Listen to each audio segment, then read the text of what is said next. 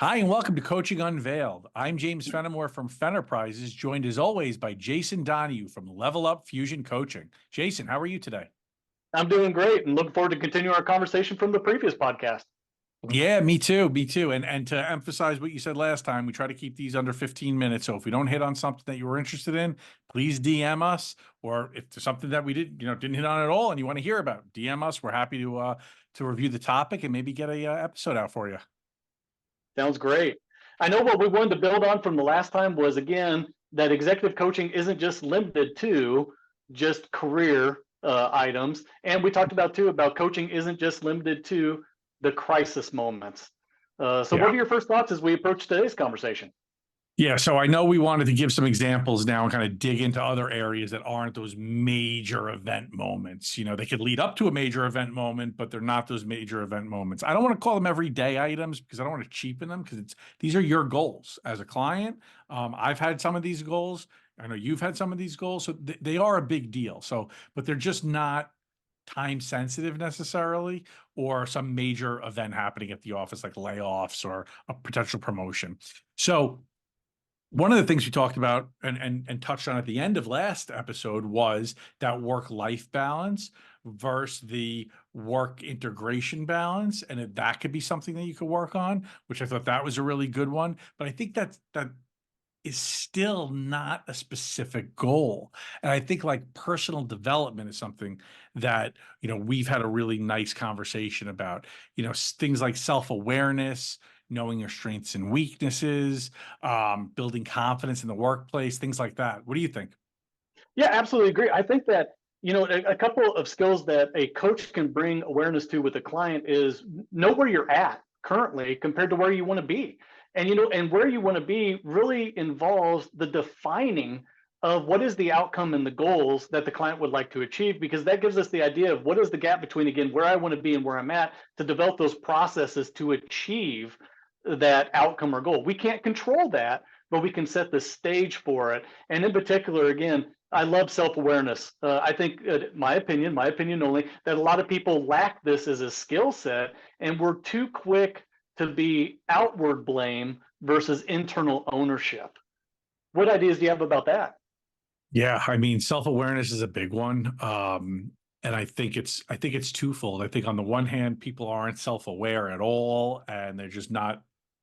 It's almost like not only are they not self-aware, but they don't know they're not self-aware, right? And I think sometimes you get something like imposter syndrome can tie into self-awareness because you have like a negative self-awareness about yourself. So it's not only that you're not self-aware, it's actually the opposite. You have this awareness that doesn't even exist in you. So limiting beliefs is a really big factor that we deal with as coaches.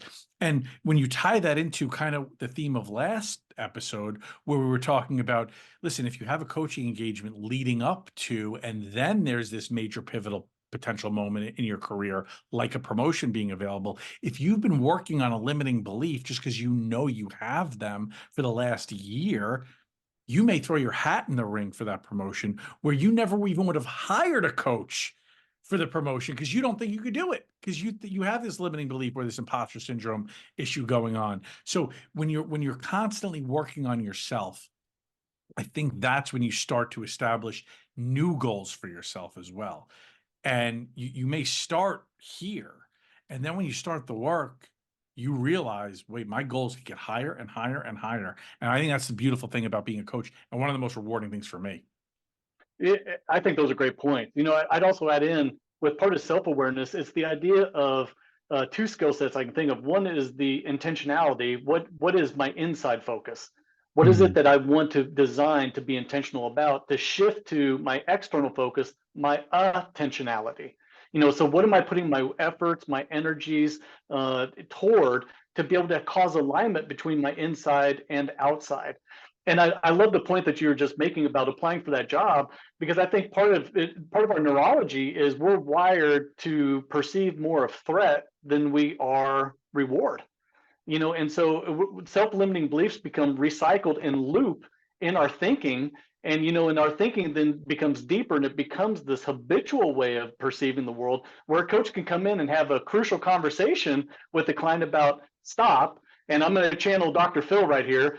How's that working for you? And is that Yeah. moving you closer to what your outcome and goal is, or away from? And what can we do to design to address the gap between where you are and where you want to be? Yeah, and I think that ties into the goal setting that I was mentioning too. Then all of a sudden your goals are just getting higher and higher and higher because what you said is totally right. When you have a limiting belief in one area, there's a chance that thought process is affecting you in other areas. So if you're working on the way you talk to yourself, the way you appreciate the work you do, the way you have confidence in yourself, that will affect you across all aspects of your life. And again, there's nothing pressing right now. So you really are setting yourself up for so much future success, even if a promotion doesn't come. Just the way you think about yourself changes. So that to me is just alone a beautiful way to talk about how coaching in an everyday, again, I don't want to use that word, but in an everyday setting can just improve the way you are at the workplace and even in your home life. Absolutely. And I think part of self-awareness too is, are you at where your feet are? I think a lot Mm, of times we live with so much noise in our society, and we were talking about this before this recording, about there's so much noise coming at us all the time, whether it's from social media, from media, that so many people, I think, at times live by preference versus principle. And I know we talked about that as an effective coach a couple of podcasts ago too, is, do you have that discipline, the practices of discipline to be where you're at currently and know, am I moving in the direction I want to move? Or am I allowing distractions or preferences to veer me off? And those can be very tempting at times. But coaching on that self-awareness factor, on that personal development factor, can impact and have a positive influence on all aspects of life, not just the career aspect of life. yeah. And that I think again is so awesome about coaching because you could have one specific goal and it could be career based, it could be life based, it could really be anything. But being able to take those skills that you're putting in your toolkit as you learn more about yourself and maybe role play with your coach or do some visualization exercises or just if it's a limiting belief, get rid of it, how it starts applying across all planes of your life. Obviously doing the relationship stuff, communication is huge.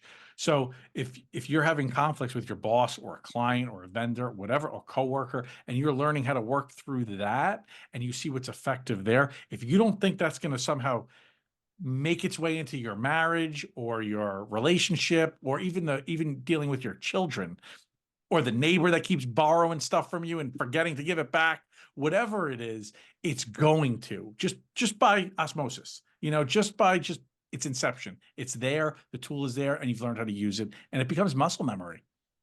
Yeah, and success leads to other success, but seepage leads to other seepage. Yeah. That's also what you're bringing up right there. And I know we talked about the phrase last podcast about what how you do something. The small thing is also how you do other things, the large things. So how are you designing your own practices, your own habits, your own rituals, and your own thinking on a consistent and intentional and attentional phase to make sure you are designing for success versus that slip away. I think one of the things is, you can't coast a bike going uphill. And in life, we're going to have downhill moments, we'll have plateau moments, and we'll have uphill moments. Coaching doesn't have to just rely on the crisis moment. Again, what we're doing on the practice field of life by being where our feet are intentionally every day allows us to be in that ready state for those opportunities for growth and enhancement. For sure. I think might be a good time to just kind of rattle off a few, just so people kind of have an idea of very specific things that we hear often when we're dealing with a coaching engagement that's long term, not just about that quick problem. Stress management is always a big one. I'm always so stressed when I get home from work. I'm trying to chill that out. Whatever. Time management. I'm constantly running out of time. And I assure you, if they're running out of time at the office, I'm sure they're running late to Little League games. That's just across the board. It's kind of a skill you either have or you don't. Um, but sometimes not. In the discovery, you might realize, hey, you know what? You've got a boss that is not giving you enough time to do your work. And now we're gonna have to talk about what are you going to do about it? And usually they'll come up with, I got to talk to him or her, and I got to talk to, or worse, I got to go above their head, and we'll role play things like that. So I think those are two that we hear a lot. Navigating office politics is another one. Not getting involved in the, minutia and the day to day of talking bad about people. So there's a lot of, again, not little or not every day, but these are really important things, but they're not going to come up in that, oh my gosh, there's layoffs coming. I'm going to need to look for a new Yeah. job. Can you help me, coach? Yeah, I think just to add a couple, relationship management is definitely there, and that's what you're talking about too. Conflict management, resource management, skill development Mhm. management, and again, these are things just not tied to the business realm. Yeah. Again, one of the things I would love to become a better chef, but if I want to learn French cooking, opening up my favorite Mexican cookbook isn't going to help me very much. So, do I have the right resources available to me and access to those? Along with time management, I think priority management. I think, we all have the same 24 hours in a day. The question is, what do we put as priorities over other things?